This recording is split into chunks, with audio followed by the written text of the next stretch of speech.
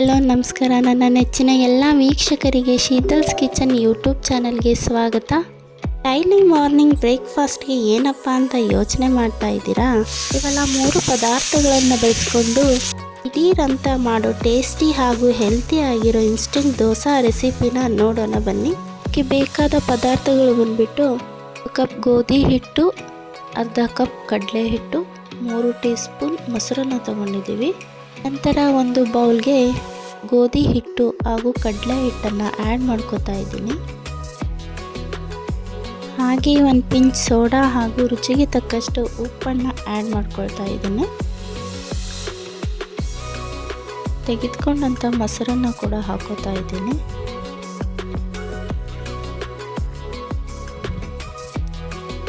ನಂತರ ಇದಕ್ಕೆ ಬೇಕಾದಷ್ಟು ನೀರನ್ನು ಹಾಕ್ಕೊಂಡು ಕಲಿಸ್ಕೊಳ್ಳಿ.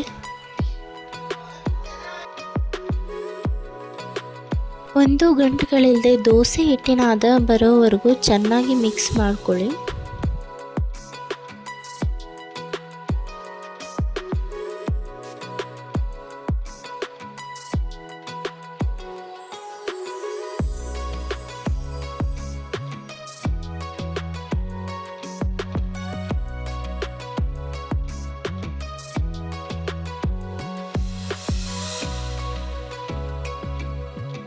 ಒಂದು ಗಂಟೆಗಳಿಲ್ಲದೆ ದೋಸೆ ಹಿಟ್ಟು ಪರ್ಫೆಕ್ಟಾಗಿ ರೆಡಿಯಾಗಿದೆ.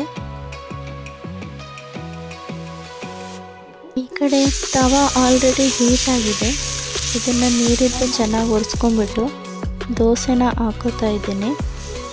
ತವಾದಲ್ಲಿ ಎಣ್ಣೆ ಅಂಶ ಇದ್ದರೆ ದೋಸೆ ಎದ್ದು ಬರೋ ಸಾಧ್ಯತೆ ಇರುತ್ತೆ, ಹಾಗಾಗಿ ನೀಟಾಗಿ ಒರೆಸ್ಕೊಳ್ಳಿ.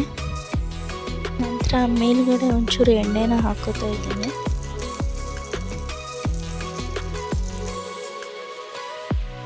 ನೀವು ನೋಡ್ತಾ ಇರ್ಬೋದು, ತವಕ್ಕೆ ದೋಸೆ ಒಂಚೂರು ಅಂಟದೆ ಎಷ್ಟು ನೀಟಾಗಿ ಎದ್ದು ಬರ್ತಾ ಇದೆ. ನಂತರ ಇದನ್ನು ತಿರುಗಿಸಿ ಹಾಕೋತಾ ಇದ್ದೀನಿ. ಇದು ಇವಾಗ ಚೆನ್ನಾಗಿ ಬೆಂದಿದೆ. ಇದನ್ನು ಫೋಲ್ಡ್ ಮಾಡಿಬಿಟ್ಟು ಒಂದು ಪ್ಲೇಟಲ್ಲಿ ಎತ್ತಿಟ್ಕೋತಾ ಇದ್ದೀನಿ. ಅದೇ ರೀತಿ ಇನ್ನು ಉಳಿದಿರೋ ದೋಸೆಗಳನ್ನು ಹಾಕೋತಾ ಇದ್ದೀನಿ.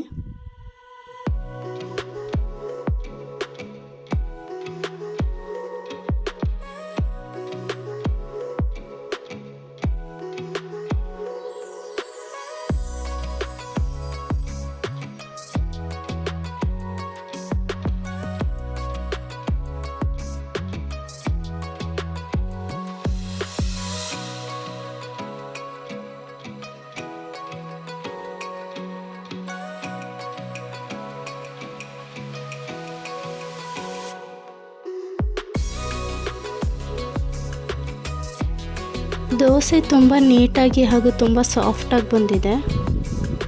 ಟೇಸ್ಟ್ ಕೂಡ ತುಂಬ ಚೆನ್ನಾಗಿದೆ. ನೀವು ಕೂಡ ಟ್ರೈ ಮಾಡಿ ನೋಡಿ. ಈ ವಿಡಿಯೋ ನಿಮಗೆ ಇಷ್ಟ ಆಗಿದ್ದರೆ ಲೈಕ್ ಮಾಡಿ, ಶೇರ್ ಮಾಡಿ, ಕಮೆಂಟ್ ಮಾಡಿ, ಸಬ್ಸ್ಕ್ರೈಬ್ ಮಾಡೋದನ್ನು ಮರಿಬೇಡಿ. ಹಾಗೆ ನನ್ನ ಹೊಸ ವಿಡಿಯೋಗಳ ನೋಟಿಫಿಕೇಷನ್ಗಾಗಿ ಬೆಲ್ ಐಕಾನ್ನ ಕ್ಲಿಕ್ ಮಾಡಿ. ವಿಡಿಯೋನ ಪೂರ್ತಿಯಾಗಿ ನೋಡಿದ್ದಕ್ಕೆ ಧನ್ಯವಾದಗಳು.